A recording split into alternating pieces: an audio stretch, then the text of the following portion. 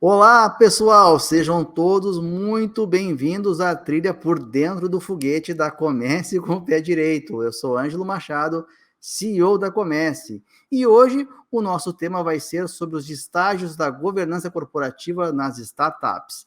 E nada mais, nada menos que vamos falar sobre uma etapa fundamental, que é a fase de tração. E, pessoal, lembrando vocês que essa jornada do conteúdo de governança, ela foi feita em 4 episódios. Nós estamos no 3º episódio, já passamos pelas etapas de ideação e validação, e se você não assistiu esses 2 episódios, vai lá, assiste e faz a conexão com esse conteúdo, que com certeza vocês vão poder aprender bastante, tá? Basta vocês acessarem o nosso canal do Spotify, ou até mesmo lá no YouTube você vai encontrar tudinho. Se você não sabe onde a gente está, ainda assim está tudo descrito no link da descrição desse evento. E naturalmente, né, como sempre, para que a gente possa não só brilhantar, mas fazer uma entrega realmente de valor nesses episódios, eu não poderia estar aqui sozinho. Conto com a grande parceria e a experiência do grande profissional Marcos Pirillo, diretor financeiro de relações com investidores da Conta Azul, que tem aí uma trajetória, né, muito grande nesse mercado de tecnologia e vive governança há muito tempo e que vai fazer aí para a gente um relato onde eu vou espremê-lo para que a gente possa entender tudo de forma eficiente quando se fala de governança na fase da atração. Eu sei que ele gosta de falar bastante, então vai ser muito oportuno a gente estar junto agora aqui. Seja muito bem-vindo, Pirillo. Salve, Ângelo, beleza? Valeu, Salve não te zoei hoje, viu só? Ah, não, você botou uma expressão, né? Você botou uma expressão ainda, mas isso assim aí, que é né? bom, a gente se anima e, enfim, e faz um bate-papo super rico. Cara, eu Bacana. acompanho vocês pelo Spotify, cara, assim, se falar o É, canal predileto, como eu sou usuário que heavy bom. user do Spotify, eu Muito tenho ali bom. vocês e estou sempre ouvindo o que vocês estão falando, é muito legal mesmo. Muito E bacana. Cara, sim, é um prazer estar aqui no 3º episódio, né? A gente começou pela ideação, né? Quando uma startup Sim. ainda é uma ideia, sequer uma empresa, mas que a governança é super importante. Passamos pela validação, que aí ela Sim, começa a ter formatos sim, de empresa, mas, de novo, a governança continua sendo importante, né? A governança vai ser importante sim. em toda a trajetória de qualquer empresa.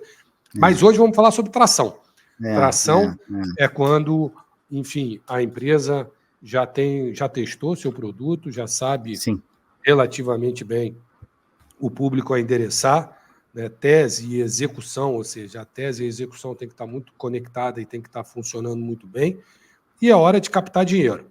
E sim. como você falou que eu sou diretor financeiro, né? Minha vida toda foi ligada a finanças, é uma das etapas que eu mais gosto de falar, até porque eu já passei por Sim. várias experiências nesse sentido.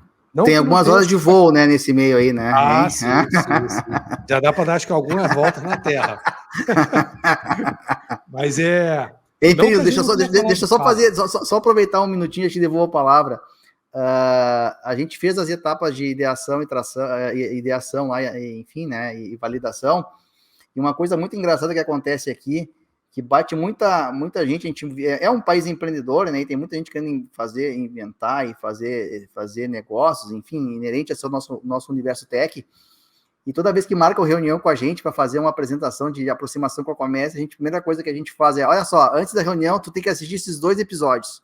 Assiste, se tu não assistir, tu não pode conversar com a gente. E eles vêm para a reunião, Pirilo, assim, cara, que porrada. Agora eu entendi, a reunião vai ser muito positiva. Como é que eu falo com o Pirilo? O cara me deu uma aula, assim, tem que ver como é importante entender, como esse choque, né, de percepção com a linguagem eficiente que tu faz, dá uma percepção de oportunidade de por onde a banda tem que tocar, né? Então, acho que isso leva as pessoas numa jornada para chegar na atração com muito mais maturidade, né? Então, o conteúdo aí tem feito realmente um papel muito relevante nas pessoas que batem aqui na nossa porta, né? Só para te ter esse feedback era importante, né? Tá. Pô, muito legal, fico super feliz. E mérito da Comércio com o Pé Direito, né? Que tem essa preocupação, né, de alicerçar as empresas para que a trajetória seja menos instável, né? Porque, assim, obstáculos e dificuldades sempre existirão, mas se você tiver com a governança, né, com a cozinha, como eu falo, né, bem organizada, tendo noção, né, de todo o escopo que envolve uma empresa, com certeza os desafios serão superados com mais facilidade. Então, mérito de você, mérito do Comece com o Pé Direito, mérito de todos, de incentivar esse bate-papo. E eu fico muito feliz, de certa forma, eu esteja ajudando. Vamos que vamos. Isso aí, vamos lá. Bora cair para dentro da atração. Manda ver aí. Começa a puxar as orelhas. Cara, vamos lá, só fazendo um resgate, né? Esses 3 episódios que a gente... Esse é o terceiro que a gente está conversando, e ainda tem mais um, né? É tudo pautado em governança corporativa, né? Ou seja, governança corporativa é a forma de administrar uma empresa de tal sorte a dirimir ou diminuir riscos, né? Que é a famosa gestão de risco, em vários aspectos, sempre respeitando muito a transparência, a equidade, prestação de contas e responsabilidade, que eu não vou falar mais sobre isso nesse episódio, porque nos episódios anteriores a gente falou bastante. Exatamente. Startup é uma empresa aí, a gente vai falar muito sobre tração no episódio de hoje, vamos falar muito sobre isso. É uma empresa que nasceu para escalar, né? Ou seja, não é para crescer, é para escalar, ou seja, crescer numa velocidade muito maior do que seus custos e despesas, de tal sorte a ter a probabilidade ou a possibilidade de alcançar um valor bem maior do que ela só crescesse. Por outro lado, tem riscos. E é impossível você fazer um crescimento, independente da estrutura que você utilize para cobrar dos seus produtos, sem necessidade de recursos. Capital de giro é fundamental, sempre, numa empresa que escala. E quando você está falando de capital de giro num montante relativamente alto, você está falando de captação, a não ser que você, né, realmente tenha uma estrutura de capital própria muito robusta, o que é pouco, ou que não é muito comum nos dias de hoje ou na maioria das empresas. E da mesma forma que é uma empresa escalável, com potencial de dar muito, de valer muito, ela traz muito risco. E quando a gente fala muitos riscos, e quando a gente fala de captação, a gente tem que entender também o outro lado, aquele que está apostando na empresa e que criou mecanismos de defesa e de segurança. E é sobre isso que a gente vai falar. O contraponto entre ter que captar, os mecanismos de defesa e segurança dos investidores e aonde, eventualmente, a gente encontra um denominador comum. Passando a bola para você começar a me espremer, né? A gente sempre olha a empresa sobre 4 grandes ângulos, né? Ou seja, e que precisam estar evoluindo à medida que a empresa vai crescendo. O primeiro é a estratégia e a sociedade da companhia, que em todos os exemplos aqui a gente falou que se precisava estar de 0 a 100, né? E estratégia e sociedade é o primeiro bloco, que a gente vai falar bastante sobre ele. Pessoas e recursos é outro, né? Fundamental você estar preparado para começar a contratar e atrair as melhores pessoas e as melhores estruturas no que se diz respeito a people. Terceiro grande bloco, tecnologia e propriedade intelectual.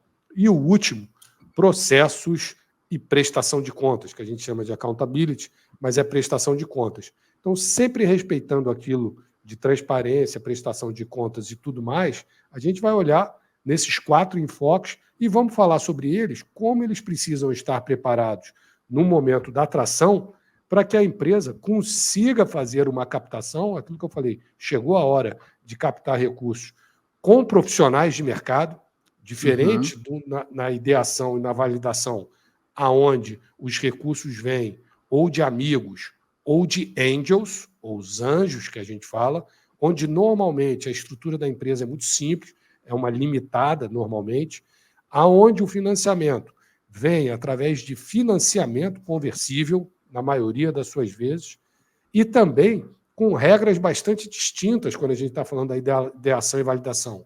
Eu investi numa empresa, eu quero determinados direitos, outro investiu e quer outros, enquanto não estão conflitantes, funciona muito bem, e normalmente se fala que quando houver um acordo de acionistas, a gente vai ajustar isso. Nesse momento da atração, não são mais angels e não são mais amigos. São investidores profissionais, fundos de investimento, que prestam contas a terceiros, que são os investidores deles. Então, a régua subiu. Muda bastante, subiu. E aí você tem que estar preparado para isso. Mas é isso, meu amigo. Então, é nesses 4 ambientes, mais captação de recursos, que a gente vai navegar hoje, cara. O que você conta? Eu acho que a gente pode... hoje, inclusive, eu estava de manhã numa reunião interna nossa aqui, a gente tem um comitê de liderança que trata muito sobre o desenvolvimento do negócio vinculado à governança, né? E o que tu está comentando aí é o que a gente vive aqui, sob o ponto de vista de preocupação constante, né? Acho que nunca está pronta, né? É uma evolução constante de melhoria e processos. A gente nunca vai dizer, encerrou, né, Pirilo? As coisas, elas têm uma continuidade de evolução qualitativa constante. Eu acho que o alinhamento das pessoas, de uma comunicação eficiente com os principais tomadores de decisões, para isso tudo que tu trouxe aqui é fundamental. E dentro da tua experiência, talvez a gente possa começar a estressar um pouco mais sobre estratégia e sociedade, e como tu vê isso nessas relações humanas, para que realmente essas coisas aconteçam com um nível de maturidade que é importante, né? Porque o desafio que eu enxergo não é só o alinhamento, né? Mas é a percepção cultural, né? E de vivência dessas pessoas, para que essas coisas aconteçam com a eficiência que o momento da atração exige, né? Eu acho que tem esse desafio humano muito forte, né?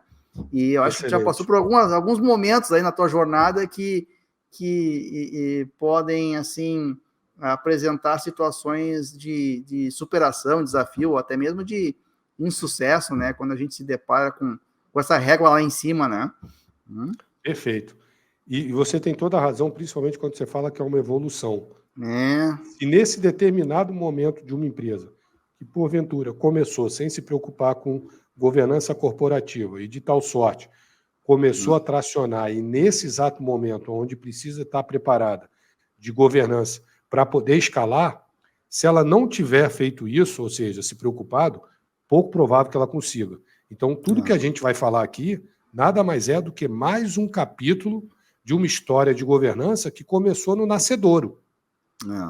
Não adianta você, não, agora eu quero me preparar. Você vai tomar muito tempo. Agora, se você veio já evoluindo na governança, desde aquele Founders Agreement que a gente comentou lá no nosso primeiro episódio, e aí, step by step, e evoluindo na governança, se você chegar nesse momento aqui sem isso, pouco provável que você tenha sucesso. Mas quando a gente fala de estratégia e sociedade, né, eu digo que aqui a gente praticamente já tem que estar chegando num nível de maturidade, não completa, mas a gente já tem que estar muito maduro. Primeiro, que tipo de sociedade a gente quer ter? Se a gente vai captar minimamente, a gente tem que estar com um desenho muito claro de que nós precisamos ser uma SA, nós eventualmente vamos estar com uma controladora lá fora, nós temos que ter os nossos estatutos e nossos acordos de acionistas já relativamente bem desenhados, por mais que os acionistas ainda sejam os fundadores, lembrando que o dinheiro que veio das etapas anteriores, muito provavelmente ainda se configurem como financiamentos. Sim. A gente tem que estar com, quando eu falo de acordo de acionistas e uma estrutura, um organograma mais parrudo, a gente já tem que estar muito claro diferenciando quem é sócio, quem é executivo e quem faz o quê. Perfeito. Lembra aquela história que a gente falou? A gente tem que começar a entender que nem todos os sócios têm as mesmas aptidões para tocar o negócio. Muitos sócios, eventualmente, sairão da empresa, né? Porque eles foram só embrionários e chega um determinado momento que executivo é uma coisa, sócio é outro. Então tem que estar muito claro. Isso é uma verdade absoluta. Sim, né? Senão bate ciúme, né? Não, nós começamos tudo juntos e você ganha 20 mil e eu ganho 5 mil. Sim. Né? Quando você está na figura de executivo, a sua remuneração tem que ser por aquilo que você contribui para a empresa, como executivo, e não como você contribuiu como sócio. Como sócio, você vai receber dividendos e ou uma parcela da venda da empresa. Então, uma estrutura de tomada de decisão muito clara, responsabilidade operacional e financeira, um organograma, né, com papéis e responsabilidade. De novo, eu estou falando muito isso aqui porque quando o investidor vir olhar, ele quer entender qual que é a dinâmica da empresa. Ele quer entender como é que funciona todos os executivos e os eventuais funcionários que a gente já está contratando. Já contratou, desculpa. Quando a gente fala de sociedade também, né, e de estrutura societária, a gente já tem que se preocupar, coisa que a gente não se preocupou até agora, com incentivos societários para as futuras pessoas-chave que virão. Como é que a gente vai fazer esse desenho? Porque os futuros investidores irão perguntar como é que vai ser a participação societária, e aí é fundamental a gente já ter um apoio de um profissional de direito e de contabilidade, assessorando, porque não é fácil. Então, assim, você é uma startup que você ainda não tem todos os recursos necessários para trazer as melhores pessoas. Você tem uma empresa que é uma promissora para ser uma empresa muito valiosa. Como é que você vai distribuir essa sociedade? Eu já vi muitas empresas distribuindo mais do que poderia. Sim. E aí depois fica numa situação de diluição. Eu já vi muitas empresas sem critérios claros de para quem distribuir. E aí chega um determinado momento que pessoas entraram e saíram, ficaram acionistas da empresa, e quando você olha, tem acionista espalhado para tudo que é lado. Então, assim, não consegue montar o cap table. Né? Não consegue. Eu já participei de uma due diligence, foi interessante falar isso, em que a gente faz em parceria com o braço jurídico aqui, e chegou uma determinada fase que a gente não conseguiu compor a estrutura societária. Não se descobriu.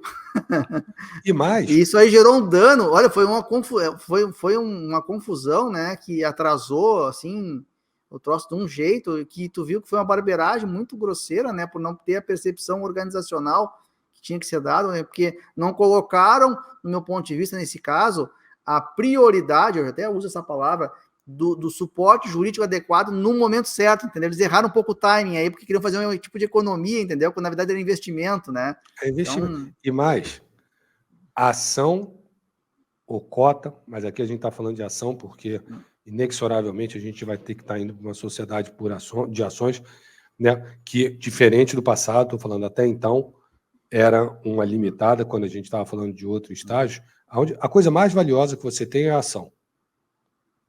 É a coisa que você acredita que vai escalar e vai valer muito.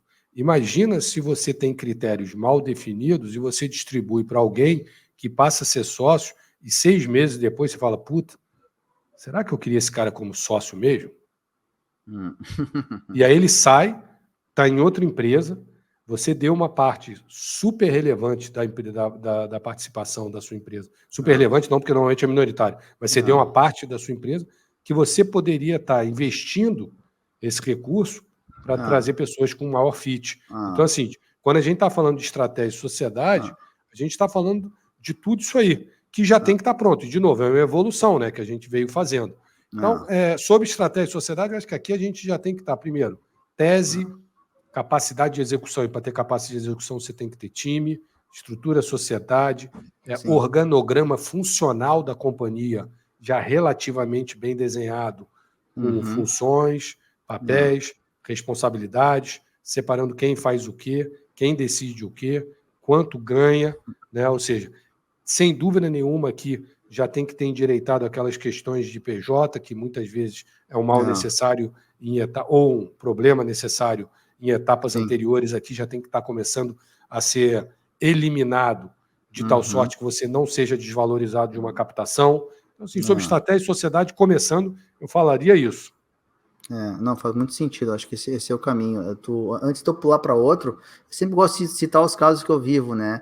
A gente viu situações aqui de companhias que estavam em tração e tentando fazer até uma etapa de internacionalização que ia ser muito relevante em função do câmbio favorável, e por um erro estratégico, eu diria, vamos usar essa palavra, né, mais bonita, de condução e um pouco de teimosia, houve uma concentração de envolvimento de 25% na mão de um sócio sem alinhamento, sabe, desde o início da companhia, o que acabou atrasando em quase 2 anos, né, o projeto de andar, e indo parar numa cisão, entendeu? Parcial, né? Judicial quase, assim, por causa de uma falta de alinhamento nesse momento da atração, né?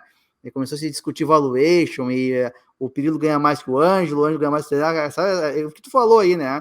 E uma pessoa com 25%, né? Era uma parcela relevante, foi bem assim, então, desprazeroso isso aí, né? Não, isso destrói, né? Destruiu a empresa. Muito pelo contrário. Se ela alcançou o valor que ela imaginava um dia, foi muito tempo depois, né? Porque ou sequer alcançou esse valor. Mas, cara, Ângelo, de novo, lembra o nosso primeiro bate-papo, né? O alinhamento dos sócios tem que estar escrito num papel, nem que seja de pão, óbvio que eu estou exagerando, um documento que minimamente é bom registrar em cartório, mas ainda não com poder de acordo de acionista. mas com os alinhamentos dos sócios, com a regra de entrada e saída, né? E com como que cada um participa. Se isso tivesse sido desenhado lá atrás, pouco provável que tivesse acontecido ou eclodido essa discussão num momento de tração. É isso, meu amigo. Governança é isso. Então, assim, é step by step, dorme com esse barulho. dia após dia, porque senão, muitas vezes você descobre o acionista que você tem, quando você, em várias situações, já tem vários outros exemplos, vale isso, quando você vai discutir dinheiro. Enquanto estava, ainda dinheiro é pouco, não, mas enquanto não tem problema que se tem que escrever as regras. Aquilo que eu falo, querer escrever regra de saída quando alguém está querendo sair, não vai conseguir escrever. Você tem que escrever regra de saída quando está todo mundo querendo entrar. Aí está todo mundo com a mente aberta. Agora, quando está todo mundo... Foi o que aconteceu nesse teu exemplo ali. Por mais mediação que fosse feita, e não só por mim, mas por outros profissionais, o dano sim, até a perda de foco, né, dos executivos que saem, né? Tu para de pensar no negócio para olhar para um abacaxi aí que está roubando energia, né? Cara, pegando um exemplo maduro, e aí depois a gente já pula para outro, senão a gente fica aqui, pula para outra etapa, senão a gente fica aqui. Eu fui conselheiro de uma empresa madura, era fábrica, tá? Eu era conselheiro, a empresa estava em estresse econômico e financeiro. Durante os meus primeiros 18 meses como conselheiro, todas as reuniões de conselho a gente discutia estresse familiar e não estratégia da companhia. A gente não conseguia discutir estratégia da companhia. Porque a gente sempre, quando ia falar qualquer coisa, mesmo que começasse a falar sobre a estratégia, um já não concordava com o outro, já subia o tom, os egos apareciam e acabava a reunião.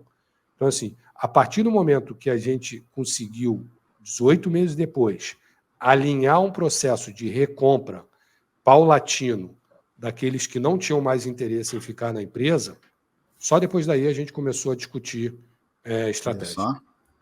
Olha só. Sim, aonde há discussão societária, não há discussão estratégica. Isso eu posso afirmar com todas as letras. Comprometendo a atração, né? Que é a pauta aqui. Sim, ainda mais aqui, porque, de novo, numa startup, diferente de uma fábrica que você pode escolher um CEO no mercado, numa startup, numa empresa de tecnologia, ele é único. Os investidores virão porque aquele grupo de executivos únicos, com uma ideia disruptiva, na maioria das suas vezes, precisam estar muito alinhados, não só na tese, como na execução. E aqui a gente já tem mercado. Aqui agora é o seguinte, eu já testei, eu estou executando, e agora eu preciso de dinheiro para escalar. Sim. É isso. Vamos em frente, então. Acho que a gente pode entrar agora, Pirilo, numa área que, nos pontos, acho que são super bacanas pela tua experiência também, que é quando a gente envolve aspectos de processo e accountability, né? Acho que tu tem vivência nessas áreas aí que podem abrilhantar aí, né, aspectos que orbitam esses pontos aí, principalmente nesse momento de tração aí, aonde escolher um bom CFO também é fundamental, do meu ponto de vista, né? Não dá para brincar nessa área, né? Botar mandato tampão de um sócio não funciona, né? Não, e você falou muito bem, né? Normalmente fala o seguinte, ele que entende um pouco mais de número, a gente colocou ele para cuidar das finanças. Assim, eu já vi algumas vezes, você então, né, que está altamente envolvido nisso, deve ter visto. E a gente fala, não, mas isso só acontece quando a empresa está no começo. Não é verdade. Infelizmente, a cozinha, né, ou seja, o back-office, a retaguarda, nunca é tratada com a devida relevância. Não que ela seja mais importante do que a tese e a execução, não, porque sem tese, sem execução, sem negócio, não precisa de retaguarda. Agora, uma vez que a gente tem um negócio, ela é super importante. E todo mundo fala o seguinte, mas funcionou bem. Pode até estar funcionando bem, mas se você tivesse alguém, né, disseminando a cultura de direcionamento estratégico, ou seja, junto com o CEO, alguém ali da área financeira, né, ou seja, disseminando constantemente a estratégia da companhia. Se você tiver implementando a cultura orçamentária, principalmente nos dias de hoje. E cultura orçamentária não significa você ser pão duro, falando num português muito claro, você ser aquele, não, você tem que me convencer para ter dinheiro. Não, não é nada disso. Disciplina orçamentária é não queimar ou não gastar mais do que o necessário. É não ter o perfil de ser perdulário, né? Ou seja, gastador de dinheiro. Então, assim, não tem, você pode ter um mindset orçamentário com a empresa dando prejuízo e queimando caixa, não tem problema nenhum, até porque você vai queimar caixa para escalar. Mas, enfim, você começar a estar tendo essa filosofia, ou esse mindset orçamentário, que você tem que ter uma estrutura que minimamente, mesmo que com contabilidade externa, porque provavelmente ainda seja contabilidade externa, você uma estrutura mínima financeira que permita você criar um DRE com as características próprias do seu negócio e que sejam conciliáveis com as métricas do negócio.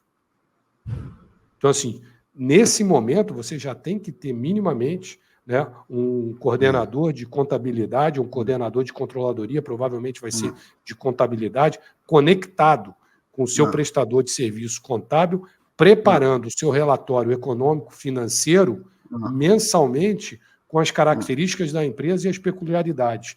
E mais, conectando todos os indicadores econômicos. Outro dia eu vi um founder falando o seguinte, não, Pirillo, mas business SaaS não tem nada a ver com contabilidade e nem... Eu falei, óbvio que tem.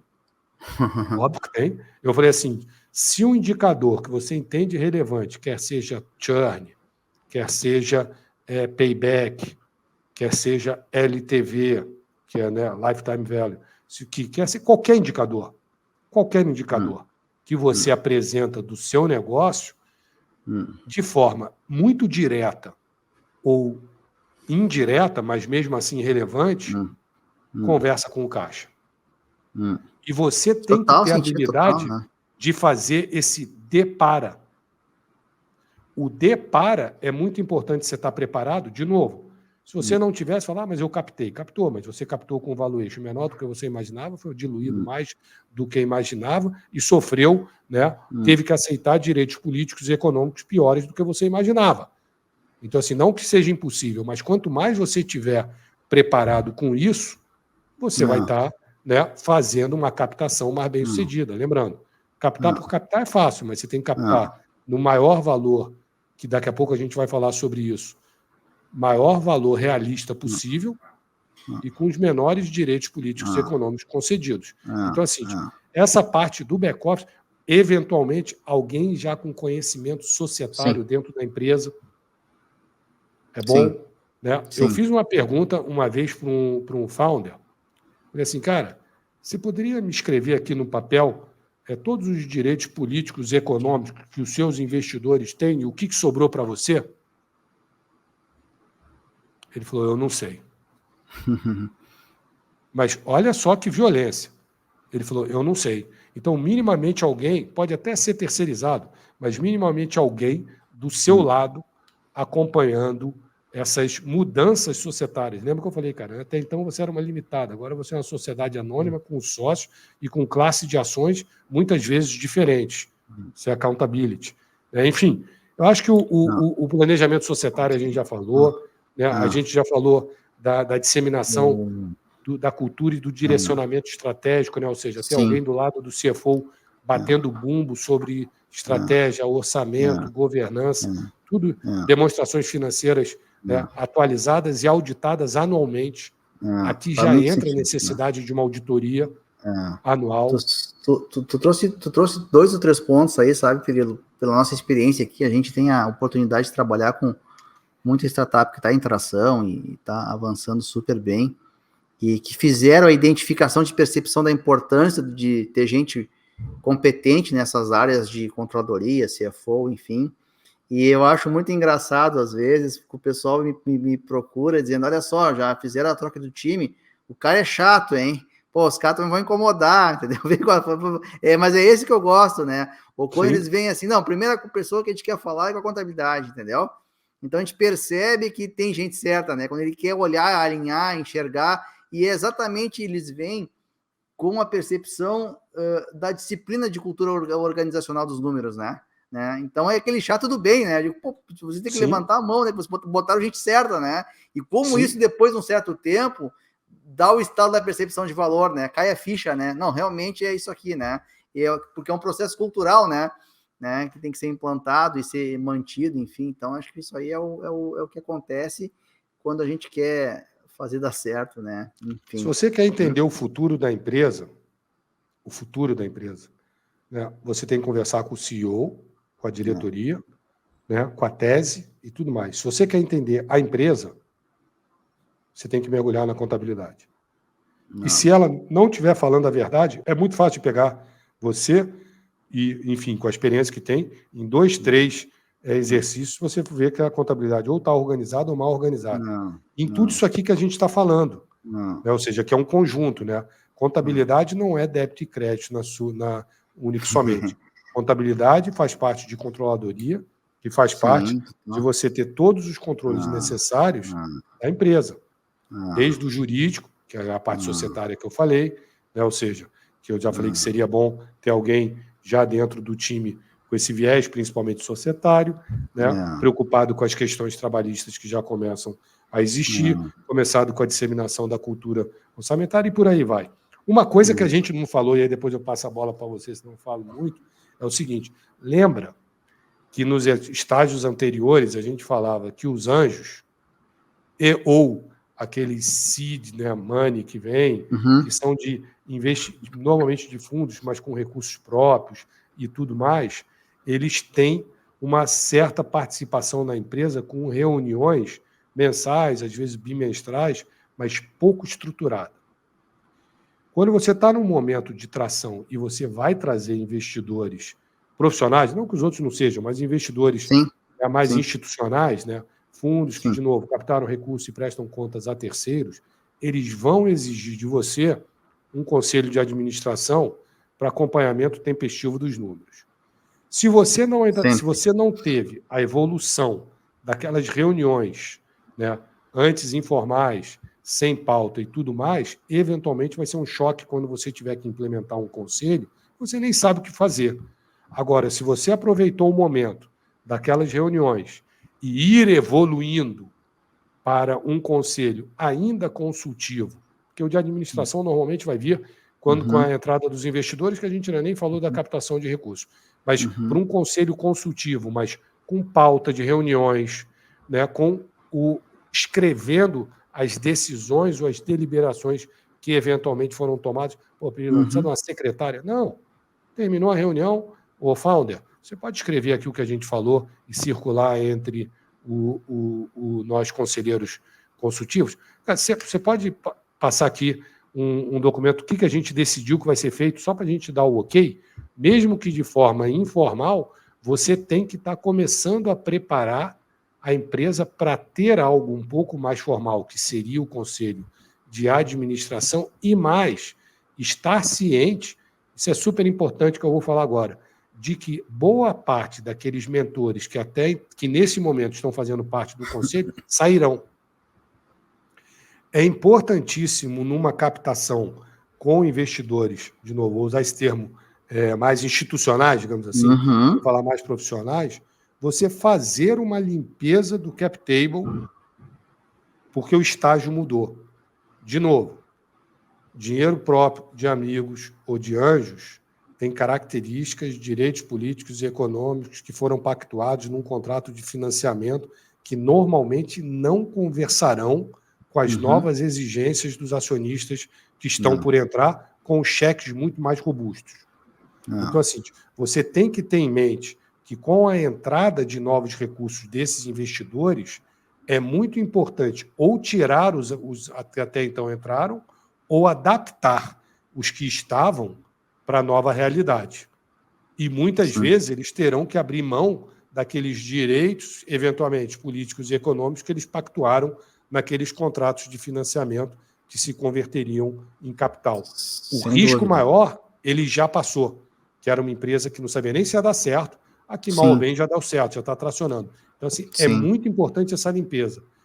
Ter acionistas com direitos políticos e econômicos distintos, ou muito distintos, porque as séries elas vão se sobrepondo, é um problemão na hora do evento de liquidez.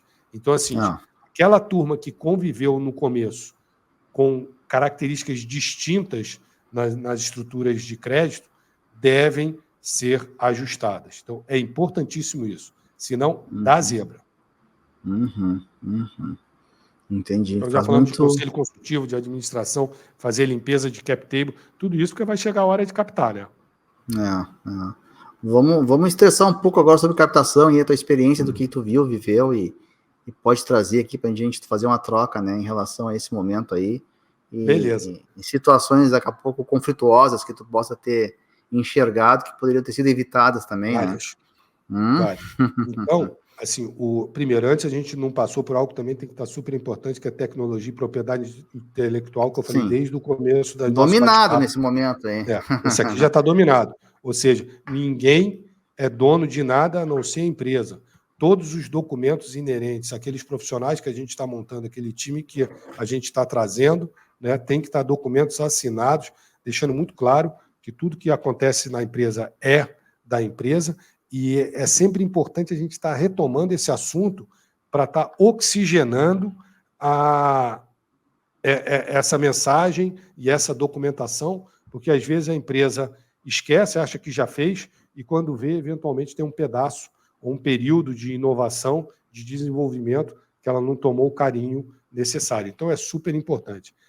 Cara, primeiro, processo e accountability, eu acho que nesse momento é onde você tem que ter dado a maior estilingada, né, para, de novo, ter uma captação saudável.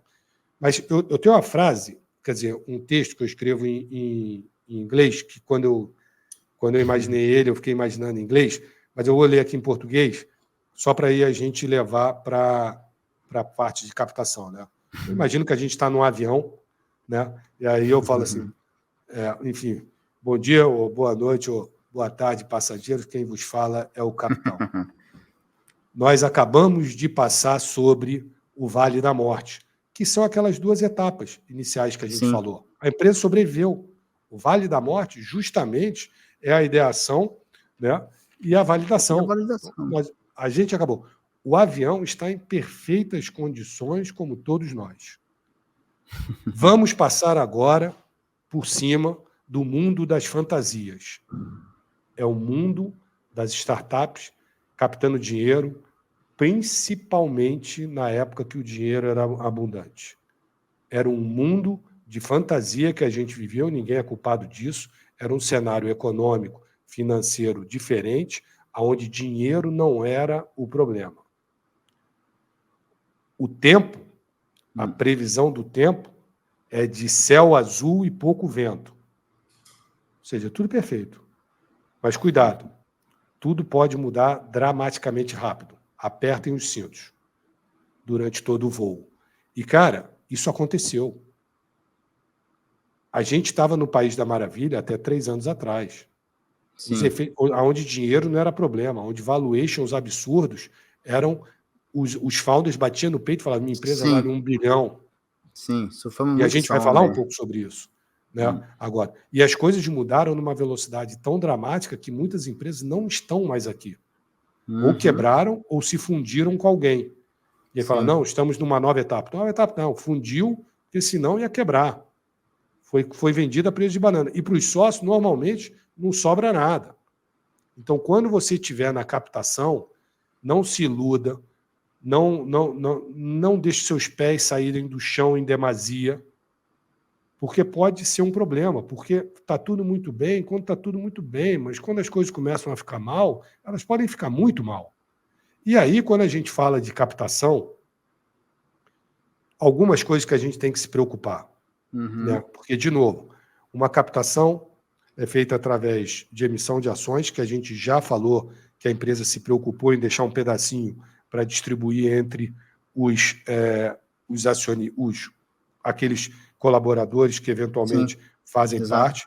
Mas, primeiro, normalmente é uma ação que ela tem direitos políticos e econômicos distintos para esses novos investidores que entrarão. Ainda bem que existe isso. Porque, de novo, como eu falei, é um negócio super arriscado que se o acionista, ou se o investidor, desculpa, não tivesse algum privilégio econômico e ou político, ele não entraria.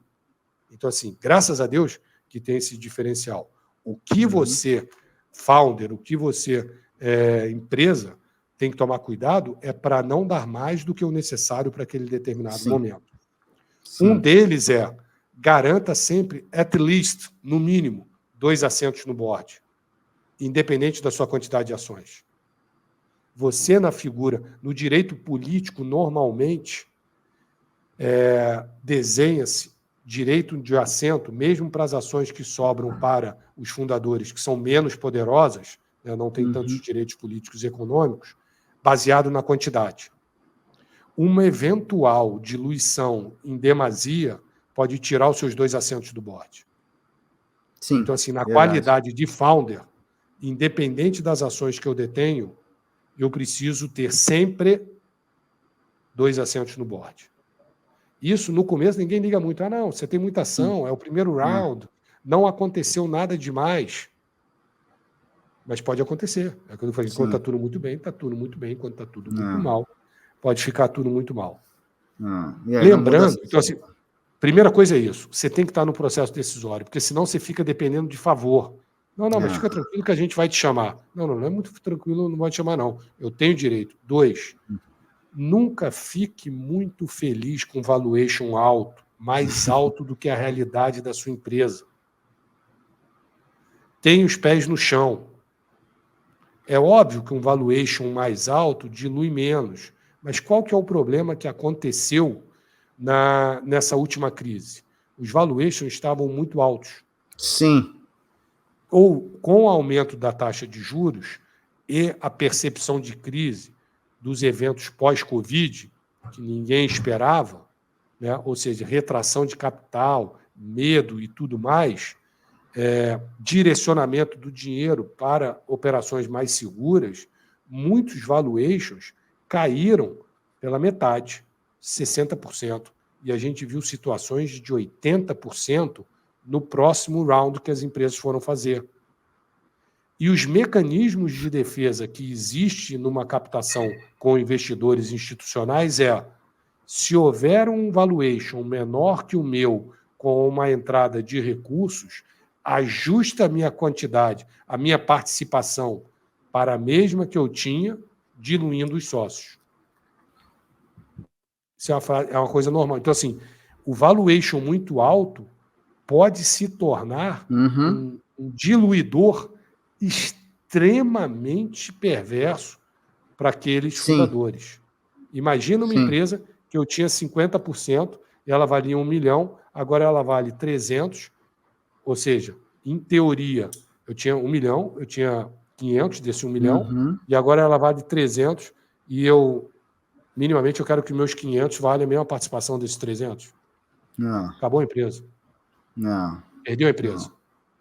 Então, assim, essa é uma cláusula que quando você estiver captando, normalmente, founder está preocupado com o quê? Valuation e tamanho do cheque. E cheque. Primeiro ponto, muito cuidado com o valuation da empresa e as cláusulas de diluição. Vão existir, mas entenda e procure uma assessoria para que ela seja a menos violenta possível. 2, nunca capte mais do que você precisa. Por que isso? Primeiro, pelo estágio da empresa que você pode captar depois com valuations mais altos, obviamente, né? Então você não precisa de excesso de dinheiro, mas todas as captações, existe uma cláusula, todas, sem exceção, e ainda bem que existe, porque, de novo, senão não teria dinheiro, que é o tal de liquidation preference. A liquidation preference diz o seguinte, que para cada R$1 que eu coloquei, eu, novo investidor, eu quero receber no mínimo, e esse é o padrão super confortável, uma vez. Perceba que se você for vendido por um valor menor do que ele entrou, você primeiro vai ter que satisfazer aquele R$1 que ele aplicou, que na verdade vale 80 centavos, porque a empresa vale menos. Mas pior do que isso, eu já vi situações onde os investidores queriam 3-1. Para cada R$1. E eu vou conectar com valuation. Para cada R$1 que eu invisto, eu quero receber, no mínimo, R$3, independente do valor que a empresa foi vendida. Se isso existe, qual a minha preocupação com o valuation? Nenhuma. Eu já garanto, se ela valer muito mais, ótimo, ótimo. Eu vou quintuplicar, vou, sei lá, multiplicar por 10 o meu investimento, se decolar. Agora, se der errado, eu já garanti 3 vezes mais o meu investimento. Meu pirão primeiro. O investidor não está tão preocupado com o valuation. A gente avaliou 1 bilhão, 1,5 bilhão. Ele não está nem aí. Ele está preocupado com essa cláusula que ninguém presta atenção. E numa situação, eventualmente, mesmo que a empresa não decole muito, o fundador vai receber menos do que a participação dele. O justo, na maioria das vezes, e esse é um padrão do mercado, é você receber uma vez, minimamente aquilo uma vez. Esse é justo. Uma outra situação... Então, eu vou lá, de novo. Foi muito importante tu alertar isso aí, muito importante. Eu vou falar de novo. Quando está tudo muito bem, é festa e tudo mais. O problema é quando começa a ficar mal, que pode ficar muito mal. Agora, tem uma situação, e esses 2 exemplos é quando está começando, é quando está tudo muito mal. E tem um outro exemplo que ninguém se preocupa muito nas cláusulas de investimento, por mais que, de novo, não estou querendo dar de chato, porque você vai falar, não quero assinar nada. Direitos políticos e econômicos distintos para investidores institucionais é super normal e vão existir, senão eles não vão investir na sua empresa. Mas um outro cenário que está acontecendo hoje, porque assim, aquele estresse de fundador ser diluído, empresa ser vendida e o fundador não receber porra nenhuma, isso já aconteceu, é fato. Aquela história da Disneylândia que eu te falei, que a gente estava sobrevoando, mas aperta o cinto que pode mudar, mudou, e teve muita gente que se complicou. É quando a empresa dá certo, mas não tão certo quanto se imaginava. Esse é um problemão, cara, Ângelo. Sabe por quê? E, de novo, tem que estar previsto nas ações do investimento. Por quê? Todos os fundos que entram, por natureza de fundo, isso é regra de fundo, ele tem prazo de saída. Sim. Normalmente são 10 anos. Pode ser alongado para mais 2 anos? Pode, desde que os investidores dos fundos concordem. Mas vamos botar que seja 10 anos. É o mercado. Mercado. A empresa não deu nem errado nem certo. A empresa é lucrativa, a empresa é uma empresa saudável, a empresa dá lucro, só que ela não escalou como se imaginava. Não chegou. Chegou a hora dos sócios saírem. Né? Chegou os 10 anos. O que faz? De novo, a empresa não tem recursos para comprar as ações dos acionistas, fazer uma recompra de ações, muito menos os founders, porque os founders ainda estão lá e ainda nem fizeram nem IPO, nem venderam a empresa. Mas a empresa é boa. Sim. Então, mas a empresa não tem recurso para fazer uma recompra de ações e está pressionada para ter um evento de liquidez porque o prazo dos fundos está acabando. E isso pode ser extremamente danoso com uma cláusula que se chama de drag along, dos investidores eventualmente venderem a um preço menor, porque num preço menor do que o de mercado, vai na marra, normalmente aparecem compradores, exercer as cláusulas que eu falei de liquidation preference e o fundador ficar com uma parcela muito pequena. Porque é normal ter cláusula de drag, mas numa situação dessa, o drag pode fazer não sobrar nada para os acionistas. Então, gera uma injustiça, né, operacional, assim, né? A empresa está bem, dá lucro, mas o acionista, o fundador, se viu obrigado a vender, porque aqueles que têm os direitos políticos, o prazo dele está acabando e ele vai exercer uma venda forçada, porque num preço menor que o mercado tende a aparecer sempre compradores, mas como ele tem uma liquidation preference, às vezes, para o fundador, não sobra quase nada. Então, assim, é importante. E o que eu estou querendo falar aqui? Eu estou querendo explicar tudo bonitinho, não. Cara, na hora de captar, procure um bom assessor jurídico. Sim. Procure quem já viveu isso. Procure quem entenda do negócio. Você vai ter que abrir. Tente uniformizar as classes de ações. Limpe cap table. Não dê mais direitos políticos e econômicos que o necessários. Porque mais direitos políticos e econômicos que o necessário faz valuation e quantidade de dinheiro ser secundário, enquanto o founder normalmente só está olhando esses dois. Bote na balança, pese os prós e contras vis-à-vis o valuation e a quantidade de dinheiro. E você vai ter, concluindo o pitch sobre isso, você vai ter muito mais capacidade de negociar bem se todas essas etapas que a gente já falou de governança estiverem maduras para aquele momento. Não precisa estar mais maduras para aquele momento. Você ter uma sociedade bem estruturada, você ter um organograma operacional bem estruturado, você ter uma área de compliance, accountability bem estruturado para aquele momento. Exatamente. Quanto mais o investidor perceber isso, mais flexibilidade ele vai ter. E como ele vai ter mais flexibilidade, eventualmente ele vai até corrigir essa questão de valuation e cheque. Então, assim, se não, você pode ser pego nessas armadilhas que se estiver tudo bem, está tudo muito bem, e aí é tudo ótimo. O problema é quando tudo começa a ficar meio mal, que pode ficar muito mal. Então é isso, Ângelo. Falamos pra caramba, eu falei que esse assunto eu gostava, e aí já se passaram aí um tempão a gente falando sobre isso. Mas agora eu passo a bola para você. Quando o papo é bom, a gente avança aí e nem percebe, né? 50 minutos já, a gente gosta. E tu estava comentando isso, eu estava me lembrando, acho que eu já até comentei em outras ocasiões isso, né? Eu estava uma vez assistindo, foi uma palestra até do Thales Gomes, eu não me lembro onde, se foi em São Paulo, enfim, o fundador da Easy Taxi, né? E ele fez um depoimento pessoal assim muito marcante sobre a experiência de construção dessa companhia quase que global, né? E das assim dificuldades e perdas que ele teve na hora da atração por não atentar, por experiência profissional até, né? E não ter uma percepção da relevância de profissionais que olhassem um pouco mais de atenção para isso. Ainda que ele tenha saído relativamente bem, não foi o justo pela diluição inadequada de falta de percepção, né? E ainda mantendo uma responsabilidade gigante civil no nome, desproporcional, né, ao que ele poderia ter construído, né? E levou isso como aprendizado para as novas companhias que ele passou a participar, enfim, né? Então tu vê aí um case aí bem aí até aí da última década, né? Em relação a esse exatamente aspecto, né? isso.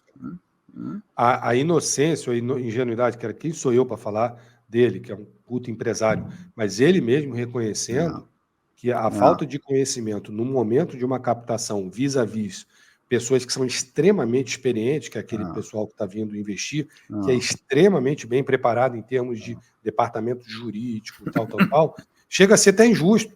Porque, cara, é um cara que tem pouco conhecimento falando com um cara que é a águia, né, que são os fundos, né, aonde, muitas vezes, pelo oba-oba, por estar sobrevoando a Disneylândia, parece ser tudo muito tranquilo, mas quando as coisas começam a apertar, e aí não é nem culpa do investidor, não, porque está escrito. Se ele não cumpriu o que está escrito, ele vai ser executado pelos investidores que botaram dinheiro nele. Total, exato. Então, assim, na reta, não tem né? negócio, pô, tu está sendo maldoso.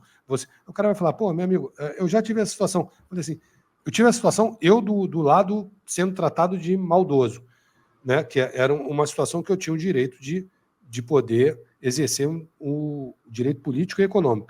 E aí o founder falando assim, pô, mas Pirilo, eu não acho justo você fazer isso. Eu falei, cara, vem cá, eu só quero entender o negócio. A gente escreveu um contrato, eu presto conta para o board. Eu tenho acionista que eu presto conta. Nesse contrato, eu posso ter uma participação maior e ainda sair com X de tantos reais. Você quer que eu abra mão disso? O dinheiro nem é meu. Eu não sou acionista da empresa. Você quer que eu vá explicar isso para o board? Eu vou ter que te levar lá para explicar. Eu tenho um contrato que me dá direito de fazer isso. E você está querendo que, na boa, então, assim, na boa, eu não execute. O board vai achar que tem alguma coisa de errado entre você e eu. Então, assim, eu estou dando esse exemplo mais palpável, mas é a situação que ocorre. Né? Porque o fundo vai falar, cara, é um contrato, eu tenho que executar da forma que está escrito. Por isso que, antes de estressar, primeiro, esteja preparado para poder negociar, e a governança ajuda isso, e quando for redigir o contrato, esteja com pessoas bem preparadas para conversar minimamente de igual para igual com os investidores que estiver vindo, para fazer a coisa mais justa possível, lembrando que direitos políticos e econômicos favoráveis aos investidores sempre vai existir, porque é um capital de risco, e se eles não tivessem esses direitos, esses benefícios, eles não entrariam. Não, Então total é muito sentido. bom. Você só tem que saber dosar. É isso, cara. Não, show de bola. A gente está chegando aí ao fim do episódio, aí, aos 55 minutos, né? Eu acho que foram, assim, alertas e dicas, assim, fundamentais para poder avançar com segurança, sustentabilidade e também, quem sabe, até paz de espírito, né, Pirilo, em relação a esse momento de tração que é tão importante, ao mesmo tempo, assim, glorificante para quem consegue chegar nesse momento aí. Eu acho que tem todo um, né, uma história aí, né, e quero te agradecer por ter contribuído com esse episódio aí e te passar a palavra aí para dar um último pitaco aí, mais um toque final em relação à atração. Depois eu volto aqui para dar o spoiler do que vem pela frente. Beleza. Não, cara, satisfação enorme falar sobre esse assunto. E como você falou, cara, é extremamente gratificante o momento da atração. Naquela analogia, o Vale da Morte já passou, cara. Você já é um empresário de sucesso, você já construiu algo que o mercado gosta, você já está tracionando para escalar. Então, óbvio que é um momento muito glorificante, mas também é inexorável a necessidade de captar. Vamos fazer isso da melhor maneira possível. Teve ainda o 4º episódio, que é de empresa madura. Aí você já captou, você já fez a outra captação, já está na série D, aí você já está uma empresa indo para ser uma empresa listada, ou eventualmente já é uma empresa listada, e aí a gente vai estar falando Turma com esse barulho no próximo episódio, da necessidade para poder estar no estágio de maturidade, estar com uma governança com um estágio de maturidade já bem alto. É isso, encontro vocês daqui a pouco e, de novo, muito obrigado, Ângelo, e toda a equipe aí do Comércio com o Pé Direito, por sempre me convidar para falar desse assunto. Eu gosto muito. É isso aí. Não, demais. Eu fiquei muito contente de estarmos juntos mais um episódio. E lembrando, pessoal, que o nosso podcast ele sempre vai estar disponível no Spotify e também no YouTube, tá? Vocês podem chegar não só nesse episódio, mas nos demais ali, se você não assistiu, além dos demais conteúdos que foram realizados pela Comércio com o Pé Direito, em parceria não só com o Grande Pirilo, mas com outros profissionais aí que abrilhantam, né, as startups, as empresas de tecnologia e outros mercados aqui no Brasil, mostrando que nós aqui também temos muita competência para fazer negócios darem certo, tá bom? Agradeço e espero vocês no próximo episódio.